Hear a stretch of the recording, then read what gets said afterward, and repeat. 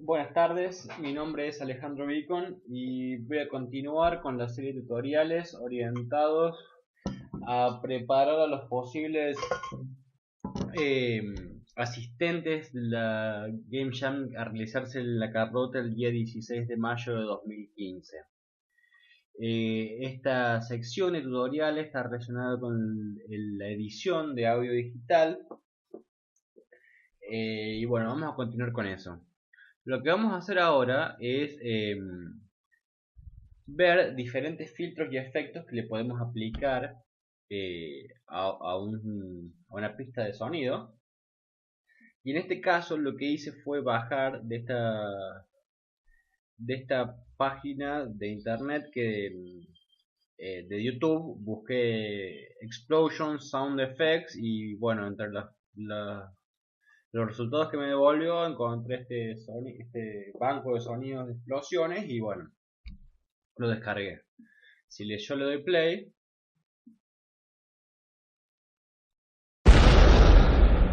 tenemos ahí una explosión, otra. Con barra espaciadora podemos apretar, lo podemos utilizar para reproducir y detener una reproducción.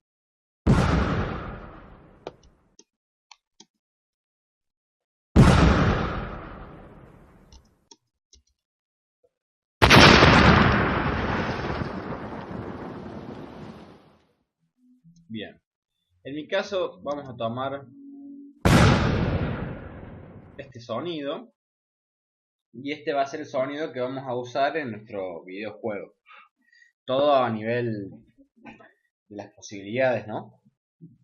Entonces, para aislar este sonido, lo que voy a hacer es generar una nueva pista.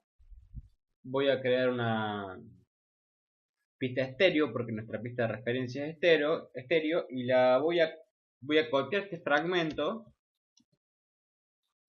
y pegarlo en la pista nueva. Otra manera sería de nuestra pista original agarrar el sector de la izquierda que no queremos y el sector de la derecha que no queremos y dejar la pista aislada.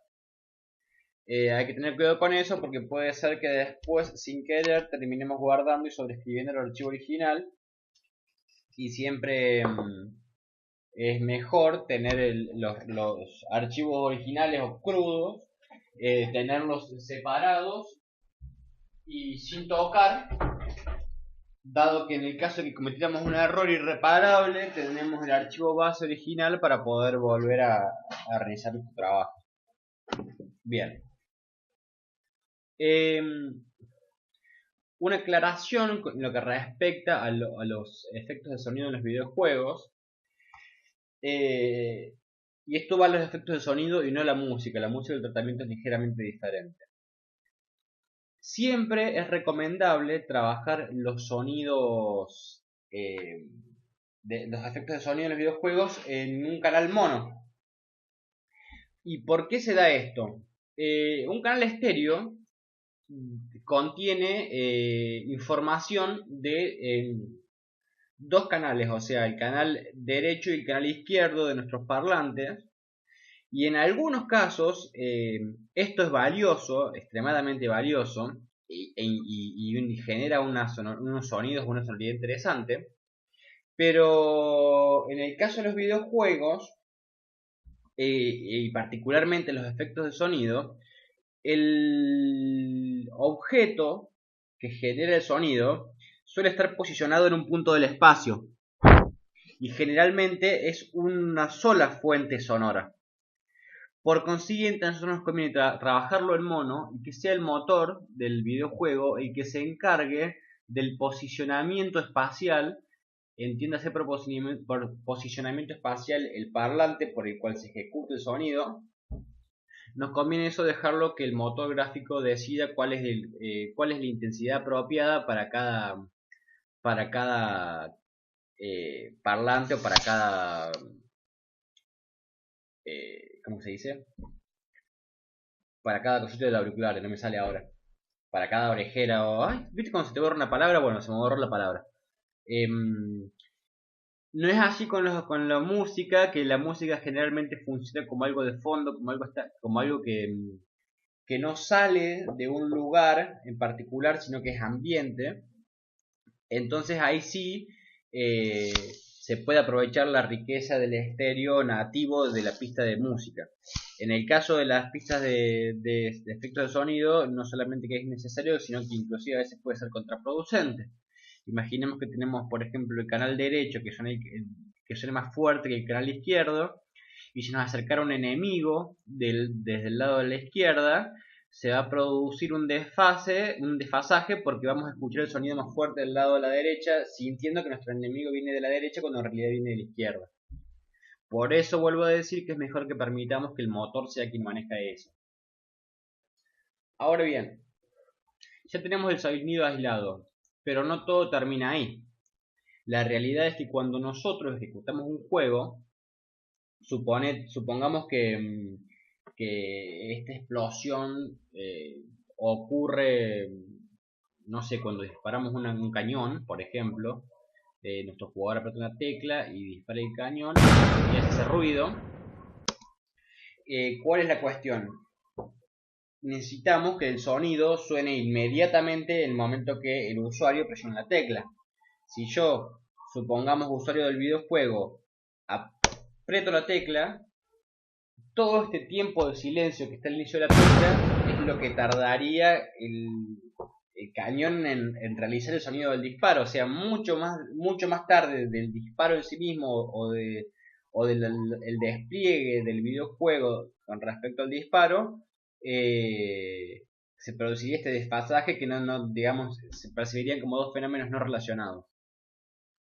Por lo que cuando generamos un efecto de sonido para un videojuego, no siempre, pero en el 90 y algo por ciento de los casos, casi prácticamente la mayoría, tenemos que hacer que el sonido empiece prácticamente al inicio de la pista.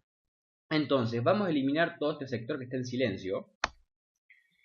Y fíjense que ahora yo al apretar la tecla, el sonido está más cercano y es como que se percibe más la relación de causa y efecto.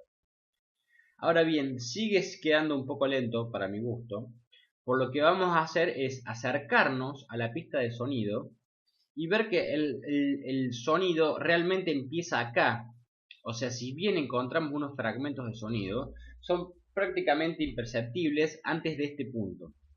Entonces, lo que vamos a hacer es buscar un sector en el que esté en silencio. Por ejemplo, en este punto, fíjense que los dos canales están en silencio.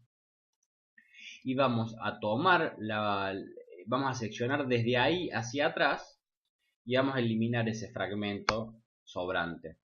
Ahora si damos play, fíjense que el disparo del sonido es automático. Otra cosa que hay que tener en cuenta en lo que respecta al desarrollo de videojuegos es lo que tiene que ver con el concepto de memoria. Un sonido en un videojuego o cualquier ambiente digital ocupa un espacio de memoria. O sea, el sonido se carga en la memoria interna de la computadora para poder ejecutarse después. Por consiguiente, tenemos que tratar de eliminar cualquier exceso innecesario de las pistas de sonido. En este caso es toda la sección final de nuestra pista que está en silencio. Si este silencio fuera simplemente una espera, supongamos que tenemos un sonido complejo que realiza o un esquema de sonido complejo en el cual se ejecuta este sonido y después se ejecuta otro y tiene que esperar un tiempo determinado y bien específico, en ese caso podríamos dejar un fragmento de silencio porque obviamente otro sonido. En este sonido en particular no ocurre nada más una vez que el sonido finaliza, por lo que lo ideal sería eliminar todo este exceso de sonido, de pista, digamos, que no tiene sonido. Entonces siempre lo ideal es dejar 3 puntitos de silencio y desde el tercer punto en adelante eliminar todo el exceso que tengamos. Si yo reproduzco el sonido ahora,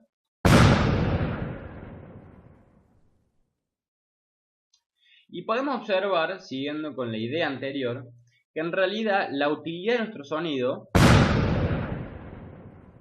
es hasta este punto más o menos. O sea, cuando el sonido termina de desplegarse y de declarar su identidad, es más o menos hasta acá. Así que inclusive podemos llegar a eliminar todo este sector. Aunque contenga sonido, pero no es un sonido que sea significativo. Una cosa que acá no ocurrió, pero puede llegar a ocurrir, es que ya sea en el punto de ataque o de inicio del sonido y en el punto final se ejecute una especie de golpe de intensidad. En este caso no se dio, pero si llega a ocurrir, para eliminar eso, tenemos dos opciones. Una opción es seleccionar el fragmento final, ir a la herramienta de edición de envolvente de amplitud, generar un nodo en el momento en el cual queremos que empiece el decrecimiento de la onda y un nodo al final y achicarlo para que se genere lo que se conoce como un fade out, o sea, es decir, un desvanecimiento. Así nos aseguramos de que el sonido termine en un valor de amplitud de 0. Esta es una forma de realizarlo. La otra manera de realizarlo es yendo a efecto y buscar la opción que dice desvanecer progresivamente. Si lo tienen en inglés les puede aparecer con la palabra fade out. Haciendo clic ahí lo que hace es generar eso directamente en la pista, en la onda original, en vez de hacerlo a mano. Las dos herramientas hacen básicamente la misma. La diferencia es que modificando con la herramienta de envolvente de onda lo que hacemos es una edición no destructiva.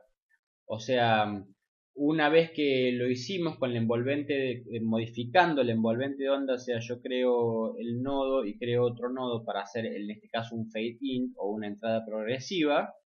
Yo si me arrepiento y no me gusta cómo queda, lo único que tengo que hacer es eliminar esos nodos eh, que se eliminan agarrándolos y arrastrándolos fuera de la pantalla.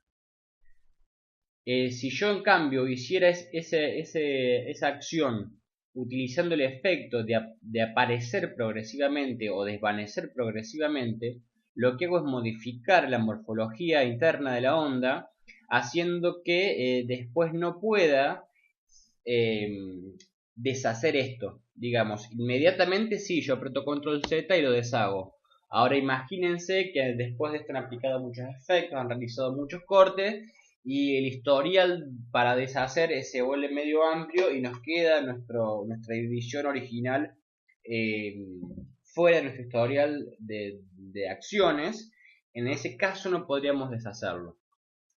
O sea que, digamos, utilizamos el aparecer progresivamente o desvanecer progresivamente pura y exclusivamente si estamos completamente seguros de que así es como lo queremos y así es como queremos que vaya a quedar nuestra edición final.